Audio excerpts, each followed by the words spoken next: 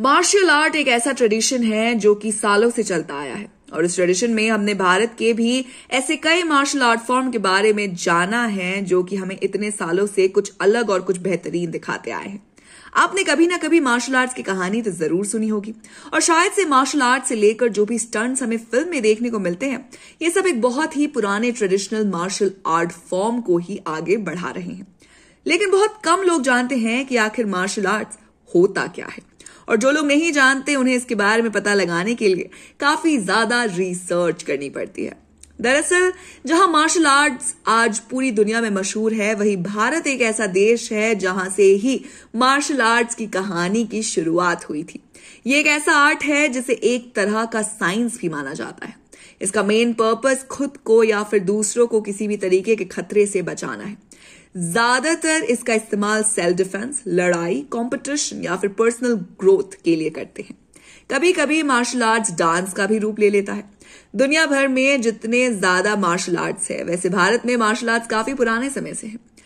कहानियों के हिसाब से मार्शल आर्ट्स के पिता दरअसल भगवान परशुराम को माना जाता है जो कि इस आर्ट फॉर्म को सदियों से चलाते आए हैं। उन्होंने मार्शल आर्ट फॉर्म की शुरुआत की जो धीरे धीरे अब अलग अलग आर्ट फॉर्म में तब्दील हो चुकी है। भारत में भी बहुत ज्यादा अलग अलग किस्म के मार्शल आर्ट्स मशहूर है और जिन्हें सिखाया भी जाता है।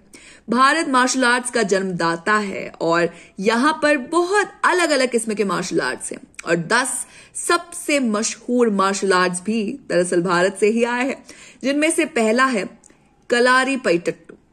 केरल की ये युद्ध कलारीपयट्टू दुनिया भर में मशहूर है। इसे दरअसल दुनिया का पहला मार्शल आर्ट फॉर्म माना जाता है जिसकी शुरुआत भगवान परशुराम ने की थी। इसे भारत के राज परिवार में जन्मे भिक्षु दरअसल छीन ले गए, जहां उन्होंने शाओलिन मंदिर को कलारीपयट्टू सिखाने के लिए चुना और इसी दौरान जूडो, कराटे और कुंफू जैसी अलग अलग मार्शल आर्ट्स का जन्म हुआ। इसीलिए कलारीपयट्टू को ही इतने सारे मार्शल आर्ट्स का जन्मदाता कहा जाता है। ऐसा ही एक और मार्शल आर्ट फॉर्म है सिलंबम। इस मार्शल आर्ट को कोई राजाओं ने शुरू किया था और इसका इस्तेमाल वो युद्ध में क्या करते थे। इसकी ट्रेनिंग लोगों को इमरजेंसी के समय में ही दी जाती थी। सिलंबम मलेशिया पहुंच गया जहां इसे सेल्फ डिफेंस और खेल में इस्तेमाल किया गया और फिर शुरुआत हुई थैंगथा की। थैंगथा एक ऐसा मार्शल आर्ट है जो तलवार और भाला का इस्तेमाल करता है। ऐसे ही एक और मार्शल आर्ट है सरित सराक जो कि हथियार का मार्शल आर्ट माना जाता है, जिसमें मुकाबला बिना हथियार या हाथ के इस्तेमाल से किया जाता है। 17वीं सदी में इस मार्शल आर्ट का इस्तेमाल मणिपुर के राजा ने अंग्रेजों के खिलाफ किया था, लेकिन बाद में जब अंग्रेजों ने इस इलाके पर कब्जा किया तो इस मार्शल आर्ट पर उन्होंने बैन लगा दिया क्योंकि ये काफी ज्यादा खतरनाक था। फिर आता है थोड़ा थोड़ा मार्शल आर्ट से उत्पन्न एक ऐसी विद्या है जिसमें लकड़ी के तीर और धनुष का इस्तेमाल किया जाता है। यह मार्शल आर्ट खेल और क्लचर का एक मिला जुला रूप है और तीरंदाजी और निशानेबाजी का इस्तेमाल किया जाता है। हालांकि इतने समय बाद अब ये सिर्फ एक खेल बनकर रह गया है। फिर है गतका। गतका हथियार का इस्तेमाल करने वाला एक मार्शल आर्ट है जिससे पंजाब के सिखों ने ही इस्तेमाल किया था। गतका में कटार, तलवार और कृपाण जैसे हथियारों का इस्तेमाल किया जाता है और इसे मेले और स्पेशल ओकेजन्स में परफॉर्म भी किया जाता है। लाठी भी पंजाब और बंगाल से पैदा हुआ एक मार्शल आर्ट फॉर्म है जिसमें 6 से 8 फुट की बांस का इस्तेमाल किया जाता है। हालांकि इतने समय बाद इसे भी एक आम खेल के रूप में इस्तेमाल किया जाने लगा है। ऐसे अलग अलग किस्म की मार्शल आर्ट्स के साथ एक ऐसा मार्शल आर्ट भी है जो कि रेसलिंग के जैसा है और इस मार्शल आर्ट का नाम है इनबॉर्न मार्शल आर्ट, जो कि कुश्ती का ही एक टाइप होता है। इसमें बहुत ज्यादा सख्त नियम हैं और इसीलिए इसका इस्तेमाल काफी मुश्किल से किया जाता है। इनमें सख्त नियमों का पालन करना काफी मुश्किल है और इसमें एक सर्कल में खेला जाता है जिसके बाहर पैर निकालना अलाउड नहीं होता।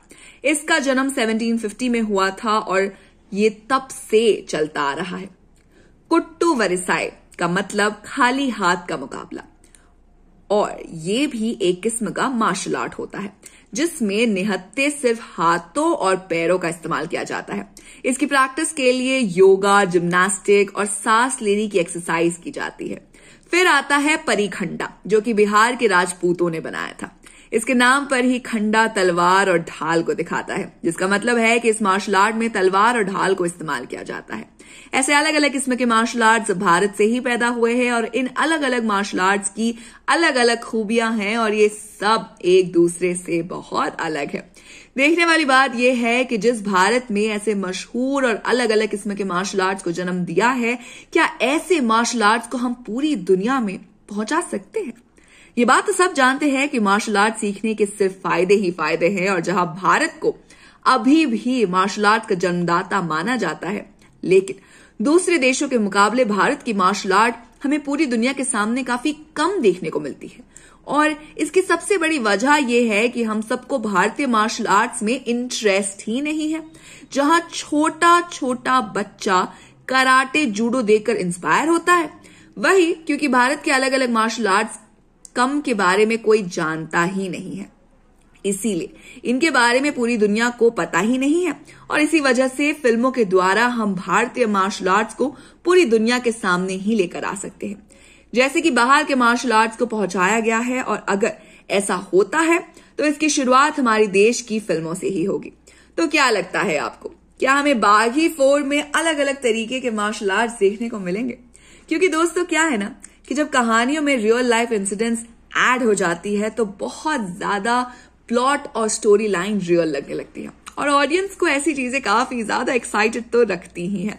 तो आप हमें बताइए कि आप बागी 4 के लिए कितने एक्साइटेड हैं। साथ ही अगर आपको वीडियो पसंद आई हो तो इसे लाइक कीजिए, दोस्तों के साथ शेयर कीजिए और फिल्मी दुनिया से जुड़े रहने के लिए सब्सक्राइब कीजिए हमारे चैनल, जिसका नाम है बॉलीग्राज स्टूडियोज।